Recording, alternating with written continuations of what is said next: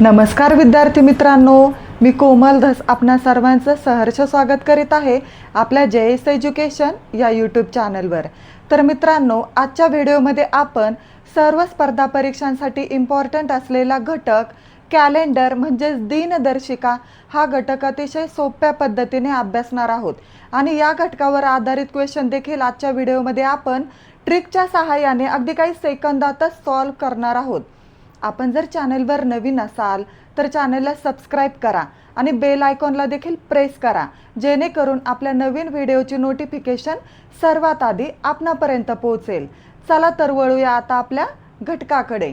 बघा, दिनदर्शिका या घटकावरील प्रश्न सोडवण्यासाठी आपल्याला काही बेसिक गोष्टी माहिती असणं गरजेचं आहे। त्या गोष्टी कोणत्या ते आपण पाहूया। महिन्यातील दिवस, आपल्याला कोणत्या महिन्यामध्ये किती दिवस असतात हे माहिती असणं गरजेचं आहे।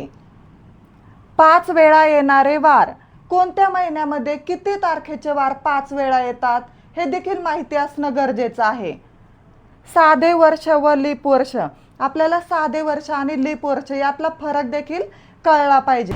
आणि लास्ट पॉइंट आहे दिनविशेष, म्हणजे आपल्याला गांधी जयंती 2 ऑक्टोबरला असते, प्रजासत्ताक दिन 26 जानेवारीला असतो, हे दिनविशेष देखील माहिती असणं गरजेचं आहे। हे जर आपल्याला माहिती असलं, या सर्व गोष्टी जर आपल्याला माहिती असल्या तर आपल्याला कॅलेंडर या घटकावरील प्रश्न इझिली सॉल्व करता येतील। आता आपण एकेका घटकाची इन डिटेल माहिती पाहूया। बघा, पहिला पॉइंट आहे महिन्यातील दिवस, आपल्याला कोणत्या महिन्यामध्ये किती दिवस असतात हे माहिती असणं गरजेचं आहे। वर्षामध्ये एकूण महिने किती असतात तर 12 महिने असतात। या 12 महिन्यांपैकी 31 दिवसांचे महिने किती आहेत तर 7 आहेत, 30 दिवसांचे महिने 4 आहेत आणि 28 किंवा 29 दिवसांचा फक्त एकच महिना आहे, फेब्रुवारी महिना। 31 दिवसांचे महिने 7, 30 दिवसांचे महिने 4 आणि 28 किंवा 29 दिवसाचा महिना 1 असतो। आपल्याला एक्झाममध्ये क्वेश्चन विचारला जाऊ शकतो, 31 दिवसांचे महिने किती, 30 दिवसांचे महिने किती, 28 किंवा 29 दिवसांचे महिने किती। आता आपल्याला कोणत्या महिन्यामध्ये किती दिवस असतात हे देखील माहिती असणं गरजेचं आहे। जानेवारी महिन्यामध्ये 31 दिवस असतात, फेब्रुवारीमध्ये 28 किंवा 29 दिवस असतात, मार्चमध्ये 31, एप्रिलमध्ये 30 दिवस असतात, मेमध्ये 31, जूनमध्ये 30, जुलैमध्ये 31, ऑगस्टमध्ये 31, सप्टेंबरमध्ये 30, ऑक्टोबरमध्ये 31, नोव्हेंबरमध्ये 30 आणि डिसेंबरमध्ये 31 दिवस असतात। आता हे महिने लक्षात कसे ठेवायचे तर याची एक अतिशय सोपी ट्रिक आहे, ते मी तुम्हाला सांगते। बघा, मी माझ्या हाताची मूठ वळवली आहे आणि इथं उंचवटा आहे। जिथं उंचवटा तो महिना 31 दिवसांचा असतो आणि जिथं खोलगट भाग तो महिना 30 दिवसांचा असतो। फक्त फेब्रुवारी महिना 28 किंवा 29 दिवसांचा असतो। बघा, जानेवारी महिना इथं उंचवटा आहे, 31 दिवसांचा असतो, फेब्रुवारी महिना 28 किंवा 29 दिवसांचा असतो, हे आपणा सर्वांना माहीतच आहे। मार्च महिना इथं उंचवटा आला म्हणून 31 दिवसांचा असतो, एप्रिल महिना इथं खोलगट भाग 30 दिवसांचा, मे महिना इथं उंचवटा आलाय 31 दिवसांचा, जून महिना इथं खोलगट भाग आलाय, जून महिना 30 दिवसांचा, जुलै महिना इथं उंचवटा आलाय म्हणून जुलै महिना 31 दिवसांचा, ऑगस्ट महिना इथं सुद्धा उंचवटा आहे म्हणून ऑगस्ट महिना सुद्धा 31 दिवसांचा असतो। जुलै आणि ऑगस्ट हे दोन्ही महिने 31 दिवसांचे असतात। सप्टेंबर महिना, सप्टेंबरमध्ये बघा इथं खोलगट भाग आलेला आहे, सप्टेंबर महिना 30 दिवसांचा, ऑक्टोबर महिन्याला इथं उंचवटा आहे म्हणजे ऑक्टोबर महिना 31 दिवसांचा असतो, नोव्हेंबर महिना इथं खोलगट भाग आहे म्हणजे नोव्हेंबर महिना 30 दिवसांचा असतो आणि डिसेंबरला इथं उंचवटा आहे म्हणजे डिसेंबर महिना 31 दिवसांचा असतो। अशा प्रकारे आपण कोणत्या महिन्यामध्ये किती दिवस असतात हे ट्रिकच्या सहाय्याने लक्षात ठेवू शकतो। दुसरा पॉइंट आहे 5 वेळा येणारे वार, आपल्याला कोणत्या महिन्यामध्ये किती तारखेचे वार 5 वेळा येतात हे माहिती असणं गरजेचं आहे। बघा, 28 दिवसांचा जर महिना असेल तर त्या महिन्यामध्ये एकही वार 5 वेळा येत नाही, सर्व वार 4 वेळा येतात, 5 वेळा एक सुद्धा वार येत नाही। 29 दिवसांचा जर महिना असेल तर 1 तारखेचा वार 5 वेळा येतो आणि 1 तारखेला जो वार येतो तोच वार 29 तारखेला येतो आणि हे वार किती वेळा येतात? 5 वेळा.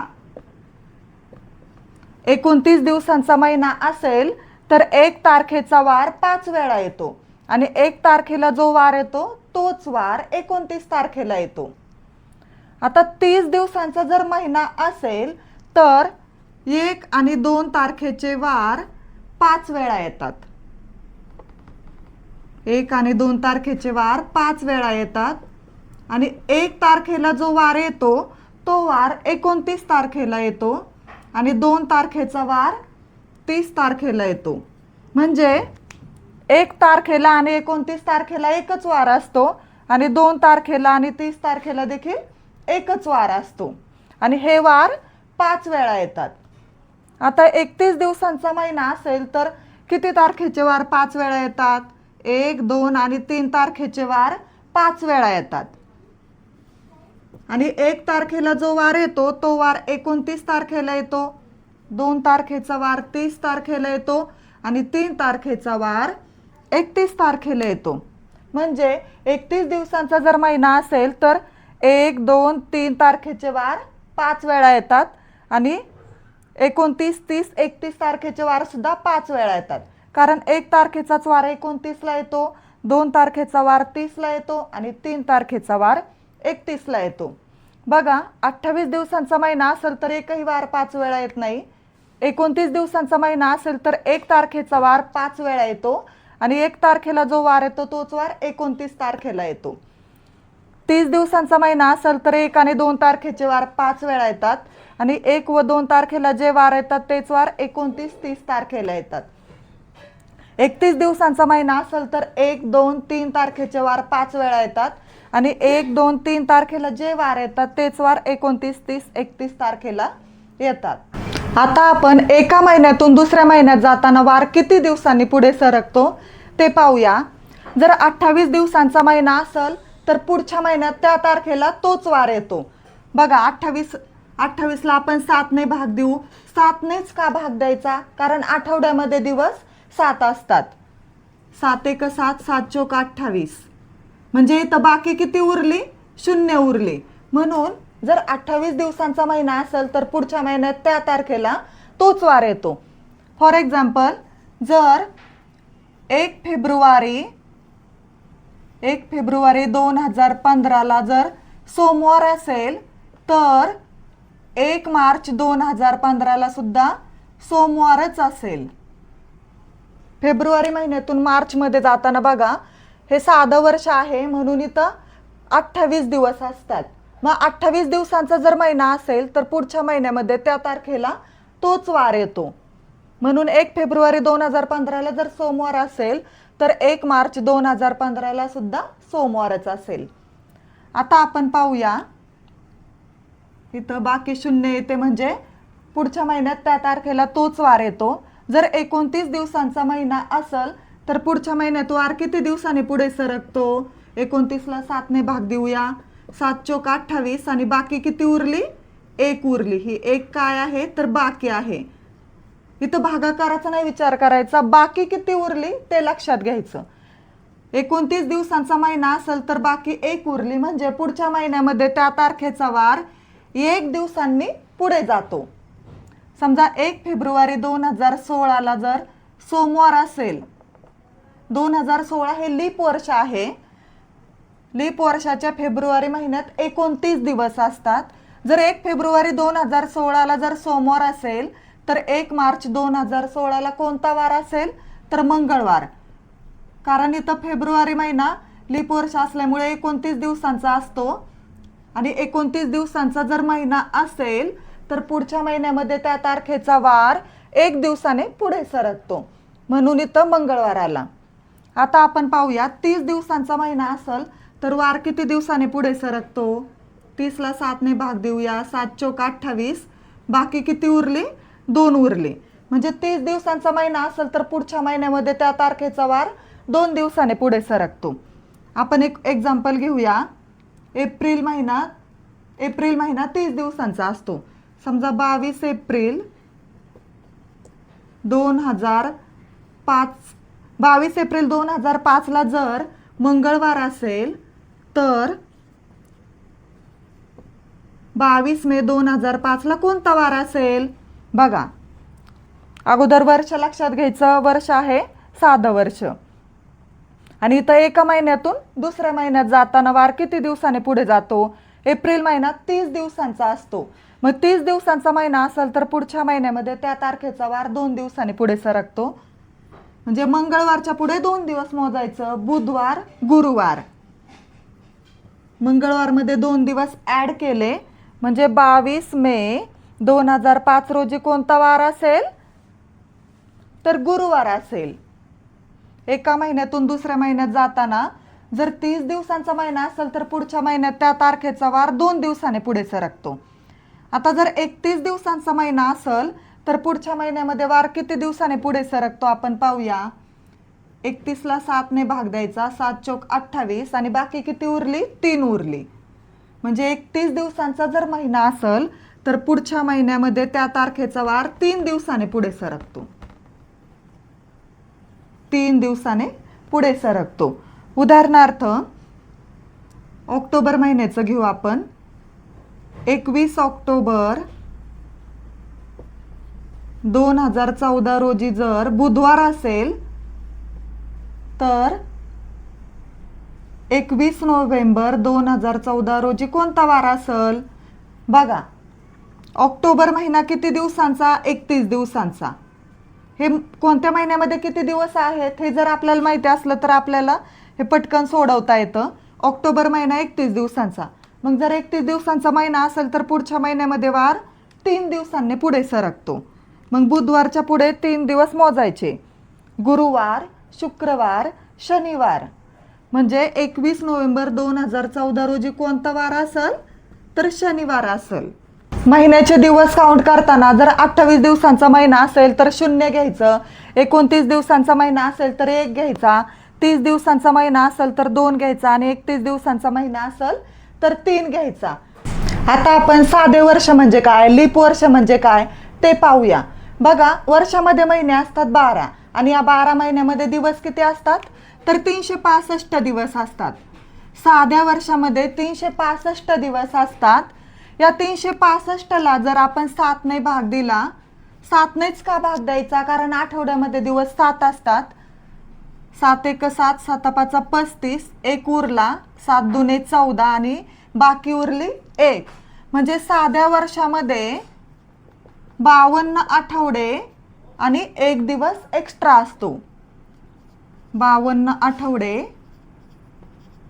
व 1 दिवस एक्स्ट्रा असतो. म्हणून साध्या वर्षातून पुढच्या वर्षामध्ये जाताना वार 1 दिवसाने पुढे सरकतो. साध्या वर्षामध्ये वर्षाची सुरुवात ज्या वाराने होते त्याच वाराने त्या वर्षाचा शेवट होतो. म्हणजे 1 जानेवारीला जर मंगळवार असेल तर 31 डिसेंबरला सुद्धा मंगळवारच असतो. साध्या वर्षामध्ये वर्षाची सुरुवात ज्या वाराने होते त्याच वाराने त्या वर्षाचा शेवट होतो. अजून हे साधं वर्ष ओळखायचं कसं? तर ज्या वर्षाच्या संख्येला 4ने निशेष भाग जात नाही ते वर्ष साधं वर्ष असतं. उदाहरणार्थ आपण 2015 हे वर्ष घेऊ. आता 2015ला 4ने निशेष भाग जाईल का? 4ने निशेष भाग जाण्यासाठी शेवटच्या 2 अंकांना भाग घालवायचा असतो. 15ला 4ने भाग जाईल का? नाही. म्हणजे हे साधं वर्ष आहे. ज्या वर्षाच्या संख्येला 4ने निशेष भाग जात नाही ते वर्ष साधं वर्ष असतं. मग 2015 हे साधं वर्ष आहे. बघा, साध्या वर्षाचा अजून एक महत्त्वाचे पॉइंट आहे. साध्या वर्षामध्ये 1 जानेवारीचा वार 53 वेळा येतो. 1 जानेवारीचा वार किती वेळा येतो? 53 वेळा येतो. साध्या वर्षामध्ये कोणत्या कोणत्या गोष्टी लक्षात ठेवायच्या? साध्या वर्षामध्ये 52 आठवडे आणि 1 दिवस एक्स्ट्रा असतो आणि पुढच्या वर्षी त्या तारखेचा वार 1 दिवसाने पुढे सरकतो. साध्या वर्षामध्ये वर्षाची सुरुवात ज्या वाराने होते त्याच वाराने त्या वर्षाचा शेवट होतो आणि साध्या वर्षामध्ये 1 जानेवारीचा वार 53 वेळा येतो. हे लक्षात ठेवायचं, कारण याच्यावर देखील एक्झाममध्ये क्वेश्चन विचारला जाऊ शकतो. आता आपण लीप वर्ष म्हणजे काय ते पाहूया. सगळ्यात अगोदर लीप वर्षामध्ये दिवस किती असतात, तर 366 दिवस असतात. आता साध्या वर्षामध्ये 365 दिवस आणि लीप वर्षामध्ये 366 दिवस. असं का, तर पृथ्वीला सूर्याभोवती एक प्रदक्षिणा पूर्ण करण्यासाठी 365 दिवस आणि 6 तासाचा कालावधी लागतो. मग दर 4 वर्ष पूर्ण झाल्यावर 6 6 6 6 6 24 तास होतात. मग हे 24 तास म्हणजे एक दिवस. म्हणजे दर 4 वर्षाने वर्षामध्ये एक दिवस एक्स्ट्रा असतो आणि हा दिवस फेब्रुवारी महिन्यामध्ये येतो. म्हणून लीप वर्षामध्ये 366 दिवस असतात. आता आपण लीप वर्षामध्ये आठवडे किती ते पाहूया. या 366ला आपण 7ने भाग देऊया. 7 5 35, बाकी उरली 1, 7 2 14 आणि बाकी उरली 2. म्हणजे लीप वर्षामध्ये 52 आठवडे आणि 2 दिवस एक्स्ट्रा असतात. 52 आठवडे व 2 दिवस एक्स्ट्रा असतात. मग लीप वर्षातून पुढच्या वर्षामध्ये जाताना, साध्या वर्षामध्ये जाताना वार 2 दिवसाने पुढे सरकतो.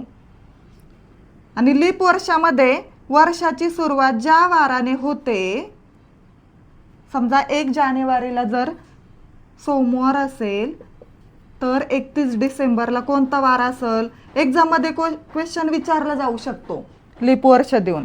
लीप वर्षामध्ये वर्षाची सुरुवात ज्या वाराने होते त्याच्या लगतच्या वाराने, त्याच्या पुढच्या वाराने त्या वर्षाचा शेवट होतो. पुढच्या वाराने का, कारण इथं फेब्रुवारी महिन्यामध्ये 29 दिवस असतात. लीप वर्षामध्ये एक दिवस एक्स्ट्रा असतो. म्हणून लीप वर्षात वर्षाची सुरुवात ज्या वाराने होते त्याच्या पुढच्या वाराने त्या वर्षाचा शेवट होतो. समजा 2020 हे आपण लीप वर्ष घेतलं. 2020 इथं बघा 20ला 4ने निशेष भाग जातो. 4 पंचे 20 हे लीप वर्ष आहे. या लीप वर्षामध्ये जर 1 जानेवारीला सोमवार असेल तर 31 डिसेंबरला कोणता वार असेल, मंगळवार असेल. कारण लीप वर्षामध्ये वर्षाची सुरुवात ज्या वाराने होते त्याच्या लगतच्या वाराने त्या वर्षाचा शेवट होतो. लीप वर्षामध्ये कोणत्या तारखेचे वार 53 वेळा येतात, तर 1 आणि 2 तारखेचे वार 53 वेळा येतात. बघा साध्या वर्षामध्ये फक्त 1 जानेवारीचा वार 53 वेळा येतो आणि लीप वर्षामध्ये 1 व 2 जानेवारीचे वार 53 वेळा येतात. आता हे लीप वर्ष ओळखायचं कसं, तर ज्या वर्षाच्या संख्येला 4ने निशेष भाग जातो ते वर्ष लीप वर्ष असतं. 2024 हे वर्ष बघा, 4ने निशेष भाग जाण्यासाठी शेवटच्या 2 अंकांना आपण भाग द्यायचा असतो 4च्या कसोटीनुसार. इथं 24ला 4ने निशेष भाग जातो, 4 × 24 म्हणजे हे लीप वर्ष आहे.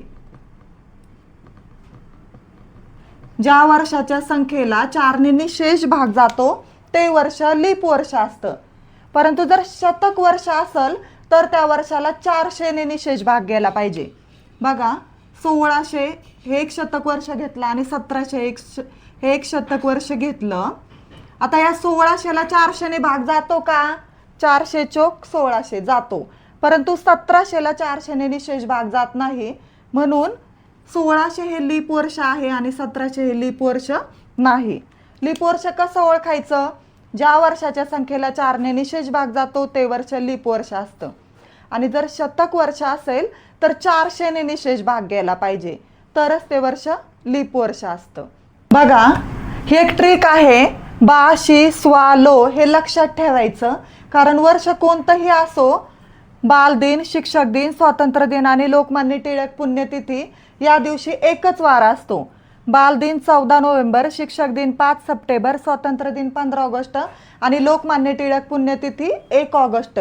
या 4ही दिवशी वर्ष कोणतंही असो, साधं वर्ष असो किंवा लीप वर्ष असो, या 4ही दिवशी एकच वार असतो. एकच वार असतो हे लक्षात ठेवायचं. आणि कामना हे देखील लक्षात ठेवायचं. का म्हणजे कामगार दिन 1 मे, म्हणजे महात्मा गांधी जयंती 2 ऑक्टोबर आणि ना म्हणजे नाताळ 25 डिसेंबर. या तीनही दिवशी कोणतंही वर्ष असो एकच वारा असतो, कारण यावर देखील एक्झाममध्ये क्वेश्चन विचारला जाऊ शकतो. हे जर आपल्याला माहिती असलं तर आपला वेळ वाचेल. बा, शी, स्वा, लो हे लक्षात ठेवायचं. एकच वार, कामना या दिवशी देखील या तीनही दिवशी एकच वार असतो आणि वर्ष कोणतंही असो. आता आपण दिनदर्शिकेवरील क्वेश्चन सोडवणार आहोत. फर्स्ट क्वेश्चन आहे, 1 जानेवारी 2009 मंगळवार असेल तर 1 जानेवारी 2011 कोणता वार असेल? बघा, 1 जानेवारी 2009 कोणता वार आहे? तर मंगळवार आहे. आणि आपल्याला काय विचारलंय? 1 जानेवारी 2011 कोणता वार आहे? मग एका वर्षातून दुसऱ्या वर्षात जाताना साधं वर्ष असेल तर वार 1 दिवसाने पुढे सरकतो आणि लीप वर्ष असेल तर वार 2 दिवसाने पुढे सरकतो. मग 2009 हे साधं वर्ष आहे. 2009 मधून 2010 मध्ये जाताना वार 1 दिवसाने पुढे सरकेल. 1 जानेवारी 2010 बुधवार असेल आणि 1 जानेवारी 2011 बघा 2010 हे सुद्धा साधंच वर्ष आहे. मग 2010 मधून 2011 मध्ये जाताना सुद्धा वार 1 दिवसाने पुढे सरकेल. बुधवारच्या पुढे 1 दिवस गुरुवार, म्हणजे 1 जानेवारी 2011 कोणता वार असेल? तर गुरुवार असेल. पुढचा क्वेश्चन आहे, 3 मार्च 2014 सोमवार असेल तर 3 मार्च 2016 कोणता वार असेल? बघा, 3 मार्च 2014 कोणता वार आहे? तर सोमवार आहे. आणि आपल्याला काय विचारलंय? 3 मार्च 2016. मग आता 14 नंतर 2015, 2014 हे साधं वर्ष आहे. मग साध्या वर्षातून साध्या वर्षामध्ये जाताना वार 1 दिवसाने पुढे सरकतो. म्हणजे 3 मार्च 2015 रोजी सोमवारच्या पुढे 1 दिवस कोणता वार असेल? मंगळवार. आता 2016, 3 मार्च 2016 रोजी कोणता वार असेल? बघा, आता 2015 मधून 16 मध्ये जाताना हे 2016 हे लीप वर्ष आहे आणि इथं फेब्रुवारी महिना क्रॉस होतोय, म्हणून वार 2 दिवसाने पुढे जाईल. मग मंगळवारच्या पुढे 2 दिवस मोजायचे, बुधवार, गुरुवार. 3 मार्च 2016 गुरुवार असेल. बघा, 3 मार्च 2014 सोमवार आहे. मग 3 मार्च 2015 मंगळवार असेल, कारण हे दोन्ही साधे वर्ष आहेत. मग साधं वर्ष असेल तर वार 1 दिवसाने पुढे सरकतो. आणि 2015 मधून 16 मध्ये जाताना वार 2 दिवसाने पुढे सरकला, कारण इथं 2016 हे लीप वर्ष आहे आणि इथं फेब्रुवारी, लीप वर्षाचा फेब्रुवारी महिना क्रॉस झालेला आहे, म्हणून वार 2 दिवसांनी पुढे गेला. तर 3 मार्च 2016 कोणता वार असेल? गुरुवार असेल. नेक्स्ट क्वेश्चन आहे, आज शनिवार आहे तर 64 दिवसांनी कोणता वार येईल? मग आता 64 दिवस पुढे मोजत बसायचं का? नाही. तर यासाठी खूप सोपी ट्रिक आहे. आठवड्यामध्ये वार किती असतात? तर 7 वार असतात. म्हणून 64ला 7ने भाग द्यायचा. 7 एक 7, 7 9 63. बाकी किती उरली? 1 उरली. इथं फक्त बाकीला महत्त्व द्यायचं, भागाकाराकडे नाही बघायचं. बाकी 1 उरली, म्हणून 1 दिवस पुढे जायचं. 1 दिवस पुढे का जायचं? कारण 64 दिवसानंतर, 64 दिवसांनी म्हणजे 64 दिवसानंतर कोणता वार येईल हे आपल्याला विचारलेलं आहे. मग फक्त 1 दिवस पुढे जायचं. आज शनिवार आहे, मग 64 दिवसांनी कोणता वार असेल? शनिवारच्या पुढे 1 दिवस जायचं, रविवार. तर 64 दिवसांनी कोणता वार येईल? रविवार येईल.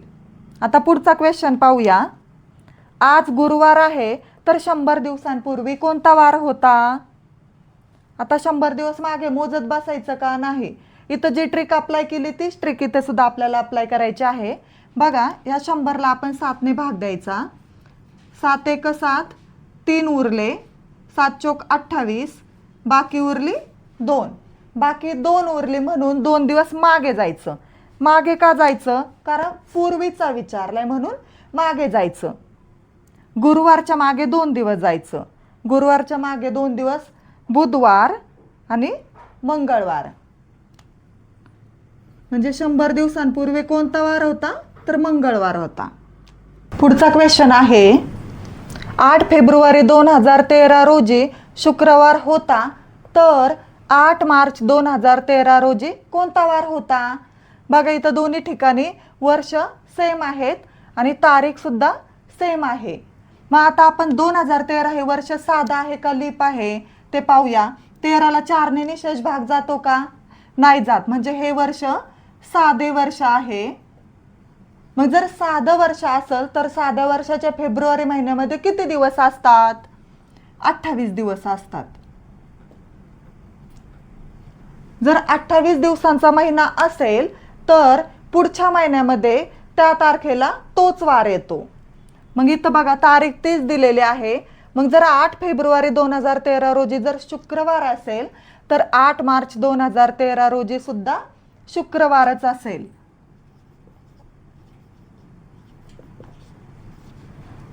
बघा हा प्रश्न खूप सोपा होता आणि हे मी तुम्हाला शिकवलं आहे. जर 28 दिवसांचा महिना असेल तर पुढच्या महिन्यामध्ये त्या तारखेला तोच वार येतो. पुढचा क्वेश्चन आहे कौशलचा जन्म 18 ऑगस्ट 2018 रोजी शनिवारी झाला, तर त्याचा 3रा वाढदिवस कोणत्या वारी येईल? बघा कौशलचा जन्म केव्हा झालाय? 18 ऑगस्ट 2018 रोजी शनिवारी झाला. मग त्याचा पहिला वाढदिवस केव्हा येईल?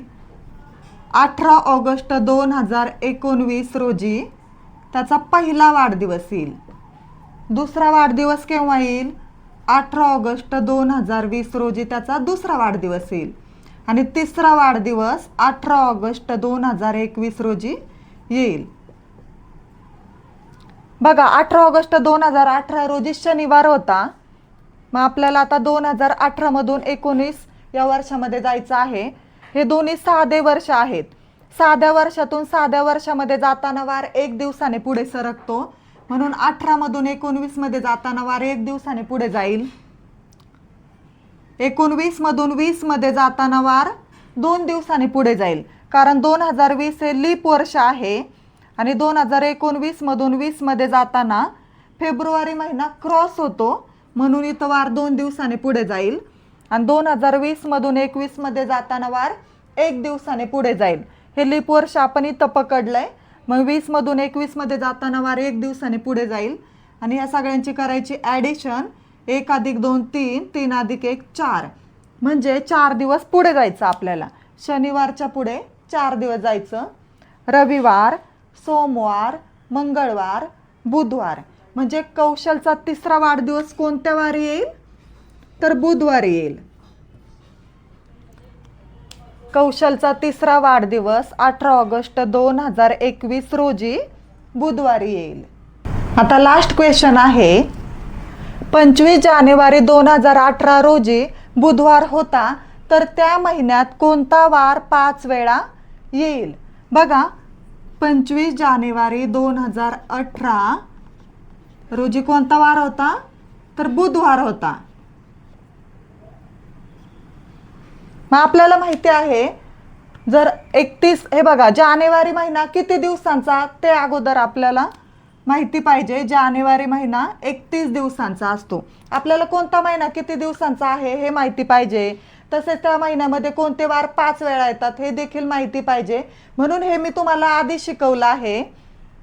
बघा जानेवारी महिना असतो 31 दिवसांचा, आणि जर 31 दिवसांचा महिना असेल तर 1, 2, 3 तारखेचे वार 5 वेळा येतात. आणि 1 तारखेचा वार 29ला येतो, 2 तारखेचा वार 30ला येतो आणि 3 तारखेचा वार 31ला येतो. म्हणजे हे सुद्धा वार 5 वेळा येतात. मग आपल्याला 25 तारखेचा वार दिलेला आहे. मग 25 पासून आपल्याला 29, 30, 31 पर्यंत जाता येईल. मग 25 तारखेला कोणता वार होता? बुधवार होता. मग 26ला गुरुवार, 27ला शुक्रवार, 28ला शनिवार, 29ला रविवार बघा 29ला रविवार, मग 30ला सोमवार आणि 31ला मंगळवार. आपल्याला 25 तारखेचा वार दिला. 25 तारखेपासून आपण 31 तारखेपर्यंत वार काढले. जर 31 दिवसांचा महिना असेल तर 1, 2, 3 तारखेचे म्हणजे 1, 2, 3 तारखेचे वार 5 वेळा येतात. म्हणजेच 29, 30, 31 तारखेचे वार सुद्धा 5च वेळा येतात.